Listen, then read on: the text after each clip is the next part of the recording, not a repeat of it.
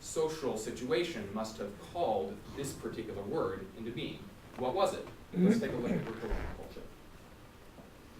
Greco-Roman sexual ethics and society in general revolved around masculinity and high status, as opposed to those who were not masculine, who were low status. This does not refer specifically to males and females.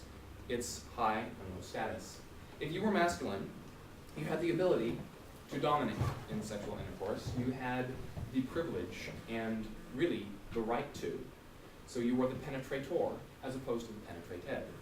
People in this category were Roman citizens, freedmen, anyone who was in a governor's office or in a position of authority like that. And the best example that we can use to get our minds around domination and masculinity, how those two work together, is the deity of Priapus. Priapus was a rather famous deity, famous because of his gigantic male member, shall we say. He was a fertility deity. Here in this picture, which you can find if you Google online, he is weighing this male member against a fruit basket. But it's more than just fertility, it's issues of dominance as well, and penetration, because we have a story extant about Priapus where he is guarding a garden, I know it's kind of weird, and he threatens anyone who might come in to steal from the garden with different kinds of sexual dominance as a type of punishment. So it shows his high status over them. And really, this is a tradition that had been held from all the way back in classical Athens, where it's described for us that enemies would be dominated by their conquerors by sexual dominance. So when we speak of homoeroticism, we're working with dominance versus passivity, masculinity versus femininity. And the people who went into those categories were not males exclusively, females exclusively. It was some males, all females, and some other males. If you were feminine, you were low status. Some would even associate femininity with vice.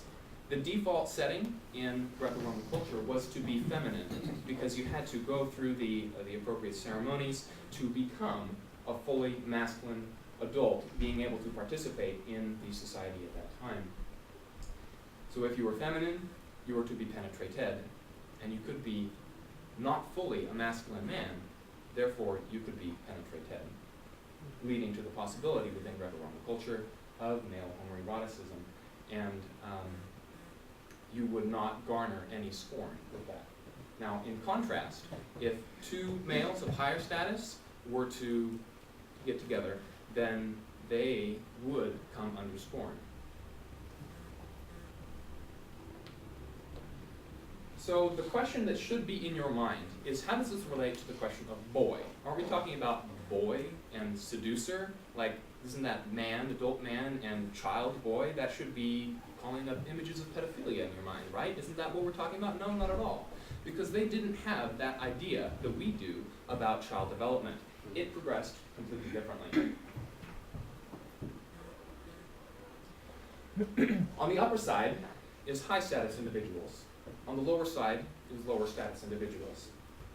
From birth until the onset of puberty, these individuals were not, or children, were not sexually desirable because they were just kids. I mean, they hadn't become sexual objects yet. But at the onset of puberty, boys did become sexual objects. They would go to the pools, and other men there would gawk at them.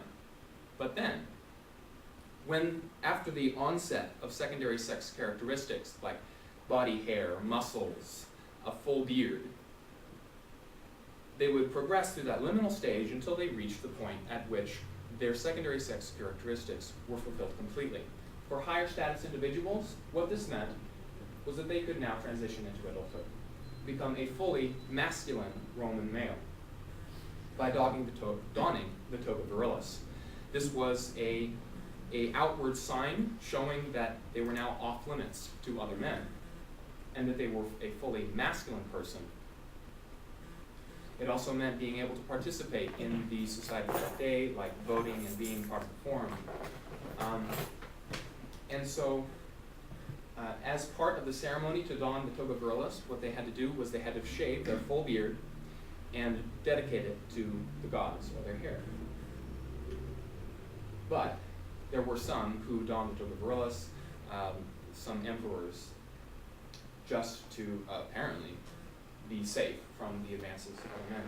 Now, the experience of lower status individuals was quite different. At the onset of puberty, they became desirable sexual objects, and then they continued to be so until they also gained a full beard, because then that was associated with, okay, you might not be a full high status individual, but at least you look like a man.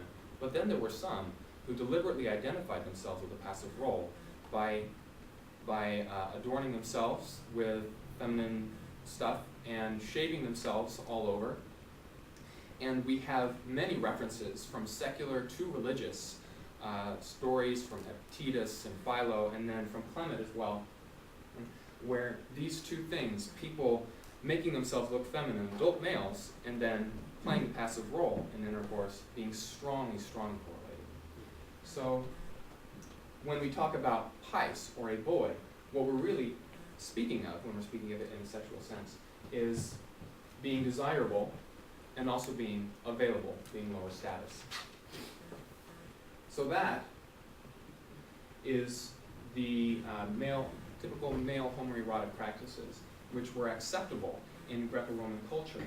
And it is that, I argue, that situation that called this word parathoros into being and caused it to be used by the other Christians. So now what lies for us is to look at some conclusions. First of all, it's quite clear that the 2nd century Christians rejected a highly specific form of male homoeroticism that had not much to do with just the coupling of sexes, but rather the coupling of genders. They compared it to adultery. And it was non-characteristic of Christians. It was something that Christians should not be like. They said, do not commit adultery, do not seduce boys. But now we have to ask a few questions. What exactly was the role of gender in this rejection? Is it something that we can now pull forward to today? Because in that time, masculine and feminine were completely separate. But today, we have an egalitarian culture. It's okay if the guy stays at home, takes care of the kids, and the woman goes and brings home the bacon. Is that going to change what this means for us? Of course, if we can find a sexual ethic that is comparable and under which parathoros lies, then I think that we probably could be able to say, yes, we should also today condemn male homoeroticism. But other than that, it is rather a complicated question, certainly, and one that is involved and integrated in the social circumstances of whoever is going to condemn or reject homoeroticism. So that's all I have. Does anybody have any questions?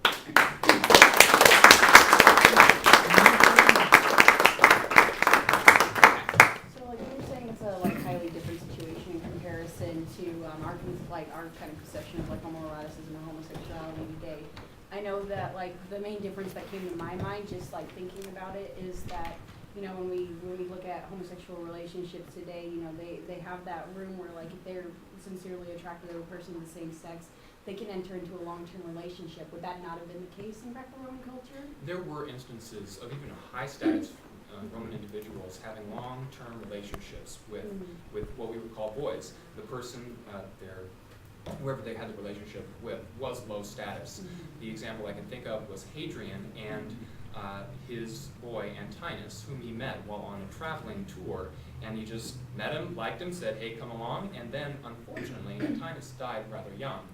And what Hadrian ended up doing was building quite a lot of statues and just dedication stuff to Antinous. So long-term relationships were there, but they were still in this category of high status, low status. Yeah, so it was pretty much it wasn't an equality thing. Right. And another thing that we have to remember is the voices that we have preserved are mainly those of higher status people. So if there were instances of low status people having long-term relationships, they most likely would have been lost. And I can't remember having come across any other than, well, that wouldn't count. I was going to bring up graffiti about prostitutes, but that doesn't count at all. Okay, Larry. I was just wondering, wouldn't that be the same as in the high status and low status as the normal marriage would have been, like male and female? Yeah. Okay, so that could just be a different example of a different relationship, right? I suppose so. But you're right, especially with regard to sexual ethics.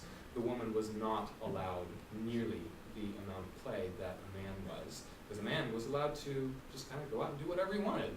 But the woman had to be faithful. I'm interested in the rabbit. Okay.